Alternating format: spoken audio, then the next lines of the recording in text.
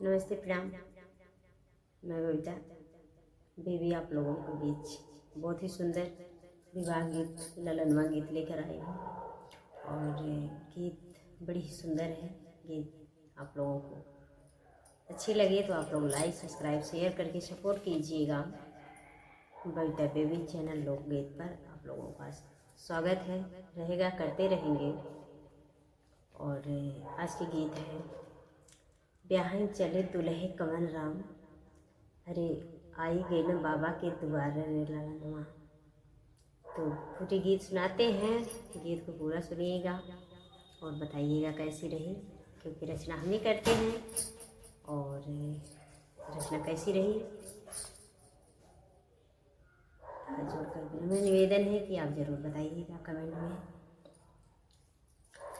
ब्याह न चलन दुल्हे कवन रामा, दुल्हे कवन राम, अरे आई गइल बाबा के दुआर रे ललनवा, अरे आई गइल बाबा के दुआर रे ललनवा।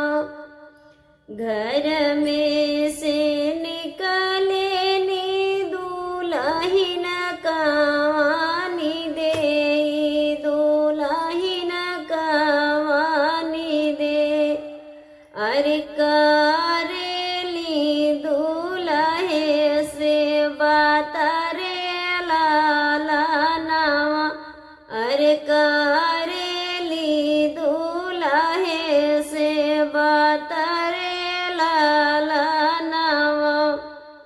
अपने घर प्रभु रे रिमाती परिया टुकारी मती बोलाइया, अरे नाई हर में बाबा के दुलारी रे ललनवा, अरे नाई हर में बाबा के दुलारी रे ललनवा।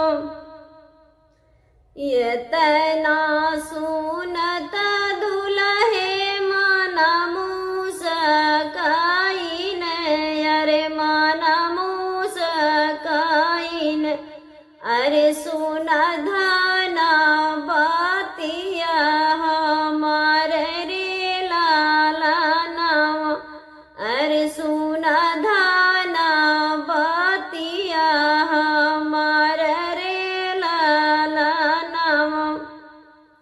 माई बहन से धाना गरजीना बोलिया, भजनी बोली, अरे रखिया बनाई मोर मान रे ललनवा, अरे रखिया बनाई मोर मान रे ललनवा।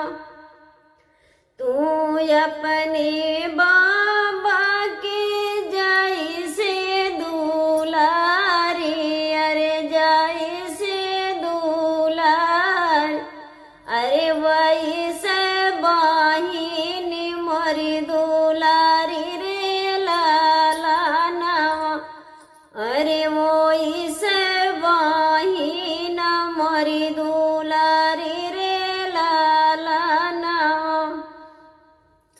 ब्याह न चलन दुल्हे कवन राम, दुल्हे कवन राम, अरे आई गइल भैया दुआरे रे ललनवा, अरे आई गइल भैया दुआरे रे ललनवा।